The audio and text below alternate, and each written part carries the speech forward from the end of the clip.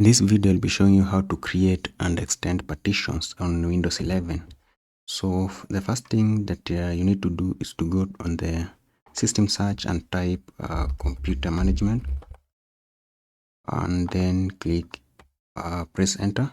It will open the computer management page.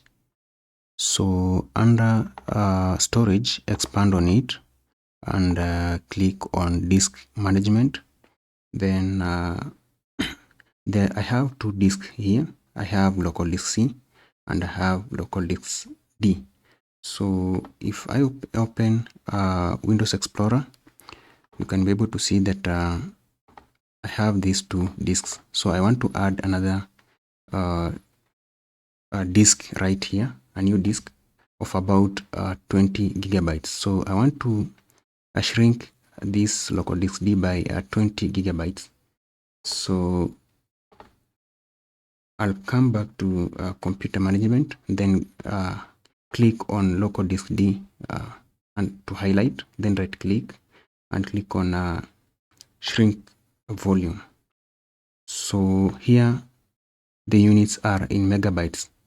In order to convert 20 GB to gigabytes, you need to multiply 20 by 1024. So if I open up my calculator, you can see that 20, let's say 20, you multiply by 1024, that's around 20,480. So 2480. So you're going to enter the amount as 2480, like so, and then click on shrink. You can see that a new space, an allocated 20 GB has been created. But if I go back to Windows Explorer, the disk has not been created. So what we need is to create a new volume. So just click on the new created disk, right click on it, and then click new volume, new simple volume, and click next. Just leave everything here as default. Click next. So we're going to assign a letter for this. You can choose any letter, but for this case I'm going to leave E. Next. So here what I'm going to change here is volume label, or I can as well leave it as default.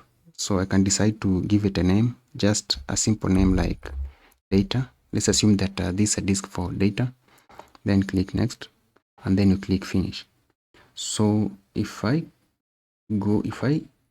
open the Windows Explorer again, you can see that now we have a new disk created. Let's say that now I want to reverse the process. I want to delete this one and donate the space back to local disk D. So in order to extend, that is to extend this. So in order to do that, go back again and search for computer management, like so, and then so under storage, go back to disk management and select the disk that you want to delete, of which is this data. Right click on it and click on delete volume.